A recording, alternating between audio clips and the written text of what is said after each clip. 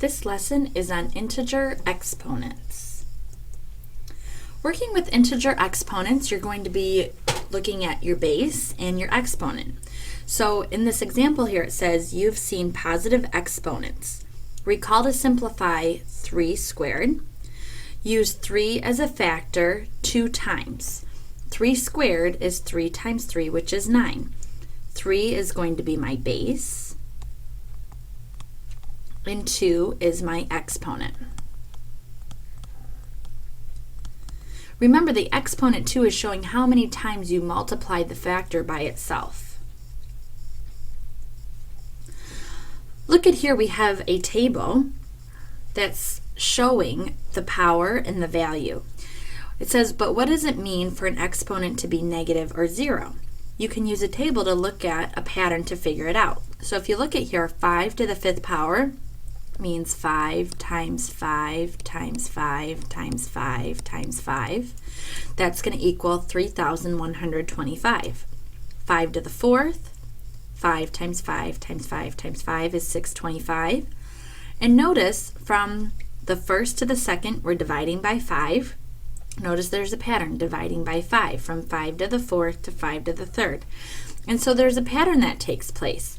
But then when we get 5 to the 0 power, that's always going to be 1. When you're working with exponents of 0, your answer is going to be 1.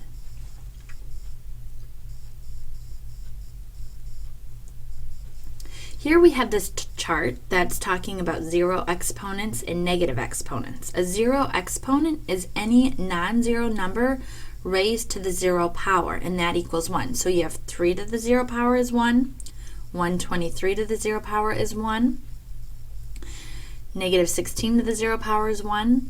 So if x does not equal 0, then x to the 0 power equals 1. Negative exponents is when a non-zero number raised to a negative exponent is equal to 1 that is divided by that number raised to the opposite positive exponent. So look at here, we have 3 to the negative 2nd power, and when you're working with the negative exponents, we need to set it so it's 1 over that value. So we have 1 over 3 squared. 3 squared is 9, so it's 1/9. Notice here we have 2 to the negative 4th, negative exponent, so we're going to put a 1 for the numerator over 2 to the 4th, so it's 1/16. The algebra of this is if x does not equal 0 and n is an integer, then x to the negative n equals 1 over x to the nth power. So whenever your exponent is 0, your answer is always 1. Whenever your exponent is always negative, you always put a 1 as the numerator and then set the integer exponent as the denominator.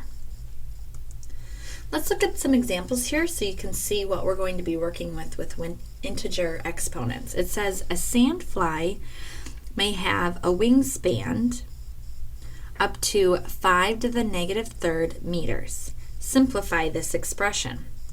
Well, the way we simplify this, since we have a negative exponent, we'll set it up as 1 over 5 to the 3rd, which means 1 over 5 times 5 times 5, which is 125. So the expansion of this sandfly's wingspan is 1 over 125 meters. So 1 over 125th meters. And so this is my final answer. Notice I showed my work. I expect you to show all of your work in your notes, writing all the story problems down and writing each step process along the way. The next one here we have evaluate the expression for the given values of the variable. For a, we have p to the negative 3rd, and we're plugging in 4 for the value of p. So when I substitute 4 in for p, we have 4 to the negative 3rd, which another way to write that is 1 over 4 to the 3rd. This simplifies down over 1 over 4 times 4 times 4, which gives me 1 over 64. And that is my answer for A, 1/64. The next one we have 8a to the negative 2 times b to the 0 power. We're substituting negative 2 in for a, 6 in for b.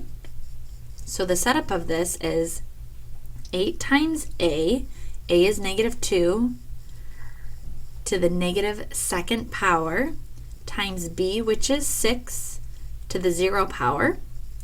So when we expand and simplify this out, we have 8 times 1 over negative 2 squared, because we have this negative 2, and it's negative 2 as an exponent, times 6 to the 0 exponent. So what I have here is 8 times 1 over negative 2 times negative 2 is, this would become 1/4 times 1, because 6 to the 0 is 1. So I have 8 times 1/4 times 1, and my final answer will be 2. And so my final answer is 2 for B. Notice how I broke the steps apart. I expect you to be doing the same in your homework and in your notes. Here for example 3, we're going to simplify these integer exponent situations. For A, we have 2r to the 0 power times m to the negative 3rd power. So the way I write this out is 2 times r to the 0 is 1, times m to the negative 3rd is 1 over m cubed. So my final overall answer is 2 times 1 is 2, so that's how I get 2 as the numerator over the m cubed, and this is my final answer for A, 2 over m cubed. Looking at B, we have r to the negative 3rd over 7. To break that apart, that would be 1 over 7 times r to the 3rd. So my final answer is 1 over 7r to the 3rd for B. For C, we have g to the 4th over h to the negative 6. So we leave g to the 4th as the numerator, but we have that h to the negative 6. So what we do is we break it apart by multiplying g to the 4th times 1 over h to the negative 6, which becomes g to the 4th times h to the 6th.